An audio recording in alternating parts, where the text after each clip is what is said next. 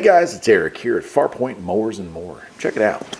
I've got a new diesel heater from Houseery. It is their Toolbox heater, and I picked it up to replace this one over here. Let me get you close in on that one before we even get into this one so I can show you what went wrong and how we're going to fix it with this. This is a very nice upgraded model. And this unit over here, it's served me well for a couple years. This is a Anbull. This was when these things just really kind of hit the market. And it's an Anbull unit, and as you can see, it's had some work done to it over the years. The first thing to fail on this was the low-end keypad here. And I ordered another one off of Amazon, but it wasn't exactly the same, so it wouldn't fit the front, so it's just kind of been dangling. The other thing I don't like about it is you have to have a separate power supply for it. A lot of these diesel heaters have that, but it's something that Houseery does not. It has its own power supply brick built in. But I had to use one of my radio 12 volt or 120 to 12 volt converters just to power this thing up. Beyond that though, this building is 20 by 20 roughly with 12, maybe 13 foot high ceilings. And the walls and the ceiling are insulated, but of course the floor isn't, and it has a big roll up door that isn't. So it gets pretty cold down here in the winter. It also doesn't get a lot of sunlight. This did a great job. So output wise, these diesel heaters are perfect for a building of this size in my climate. But clearly technology wasn't all that grand when they came out with this. All right, so we've got that area cleared off. The old one's gone. And now let's take a look at this. Let's get this thing unboxed and see what we get out of this deal. All right, so let's talk about build quality. I'm going to show you the bottom here, and I don't know, but this is important because this is stuff that I was ticked off with the Anbull one. Does it work? Yeah, but did you notice I had to have 4x4 blocks and like all this stuff to raise it up just to get my exhaust out? Well, they have the heater unit pushed way back up in here, and they have it heat wrapped and exhaust coming out the rear of this so that we don't have to worry about that exhaust, you know, burning a hole through the table or just melting or causing a fire or something like that. I mean, that's kind of a big deal right there. Okay. Another thing I like, our intake is right here. We have our power plug right here, and our port for venting air is right here.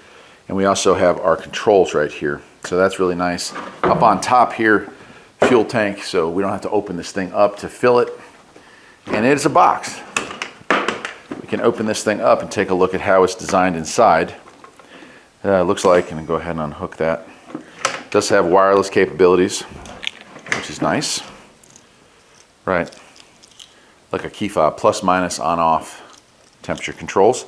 We have our fuse and our power equipment here. And all that is far away from where the heat is there, if you can see that. Here's our fuel line going in. Much larger tank it looks like as well.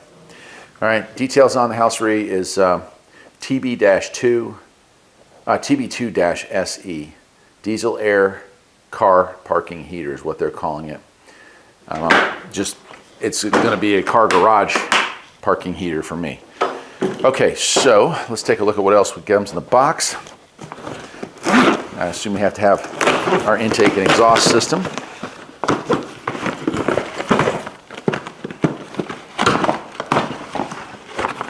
And we do. We have a whole bunch of goodies here. Okay, so we have some vent options. Here's our power cord. We have two choices for power cords. Right, you can plug that in and hook it up to an auxiliary 12 volt, like a battery or whatever, you know, power source you want. We have the ability to remote mount our controls. So if you don't want the control to be on the unit, it's got an extension cord so you can mount it elsewhere. Here is our air pipe for inlet for our air. And honestly, this is just a baffle. You don't need to have this. It's just a baffle for reducing noise. This is really nice, upgraded exhaust clamps. So as I port my exhaust wherever I want to, put it through there, nice heat dissipation. Comes with screws and everything. Heater tubing, inlet tubing, our muffler and tubing and assembly, like the screws to hold that together. Comes with our clamps. It also has, and I'll be installing that as well, a little hard to see there, but there is a filter for the diesel. And then lastly in the box is it does come with its own power supply, which is one of the main reasons for the price the big selling point, other than the fact that it's a higher quality unit, is that, and it is a 10 amp AC/DC power switch brick. That's what sold me on it. Okay, I'm going to pause the camera. I'm going to get it set up. We'll fire it up and we'll go through what it can and can't do. This is the primary. This is the only source of heat that this garage has.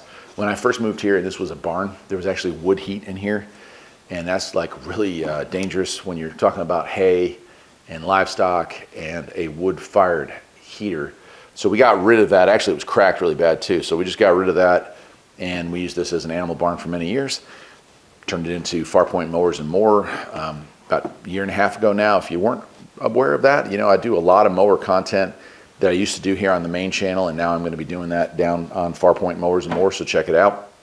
And I've got a whole walkthrough I'll leave at the end of the video, of this video, showing you the studio, not the studio, but the shop in full. But let me go ahead. I'm going to set this thing up. It does also come with, you know, a really good how to use the remote and a really good full color, at least color, yeah, manual for it. So I'll read over that, get it installed. We'll put some fuel in it and we'll fire it up and see how well it heats.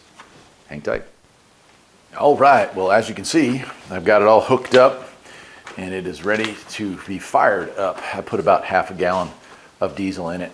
The exhaust I reused from the old unit just because I've already got it pre-drilled and everything, but you can now sit this thing flat on the ground. It doesn't take up as much room. In fact, I'm going to cut a piece of wood here and push it even further back so it's right up against the wall, give me my table space back. The vent here, I like the fact that it has this through wall design. You can actually screw this to a wall, and so it's clearly it's made to be used indoor or out at this point, although it's not 100% waterproof. Again, the access side is here for me, so that makes it easy to see my fuel level when I need to check it, make sure that nothing's getting weird or burnt or anything like that, although I doubt I'll have any issues with it. So let me move the camera around to the side here. We'll show the control pad. Okay, the only thing that I'll have to do here is I need an extension cord. So I've got my wall wart, my power supply put in here. Got 13 volts coming out of it. Press and hold, and she's on. And we can raise or lower the temperature here. I think 8 is going to be max, is it not? No? 10, so we have full heat. All right, and it's going to go through its sequence. I'm kind of curious. I'm looking out the window while it's doing all this to make sure, but I'm curious about smoke on the initial startup. Sometimes these things don't run as efficiently when they first get going, but I will say overall, and I have the other Houseery that I have heats the studio up top. If you remember, I made a video last winter about it because that one up there died, and then I replaced it with one of these kits, and holy cow, it has definitely done the trick. The other thing that's interesting about this model is, and if you listen, it says it has a silent fuel pump. I'm curious how silent it is. I don't hear that normal tick, tick, tick sound that you normally hear with these units. We'll see what happens. Well, I'd say 15 minutes now. The heat coming off this thing is staggering. Nicely done. Real nice. So I guess that'll do it. I don't know. Let me get the camera close and I want you to be able to hear this. That silent pump, they weren't kidding. You hear it a little bit on startup, but now that it's running, you just don't hear it at all. It's pretty cool. So I don't know what they've done there, but I hope they patented that one. There's your intake. No real noise on that side either. All right, I'm going to go ahead and shut her down. And it's going to go through its cool off period. Look, I love it. Houseery. I've got that other one up top. I can say that it's, you know, it's a year in, well, just shy of a year of use, and I've had no issues with it. These are a higher quality than some of the other brands that are out there. And certainly the packaging for this one is top tier. Perfect if you wanted to set something like this up outside of a camper and just hook up your through wall. That would work nicely too. So definitely some options with it. Anyway, I'll leave a link to where you can get it, and I'll see you next time. Take care.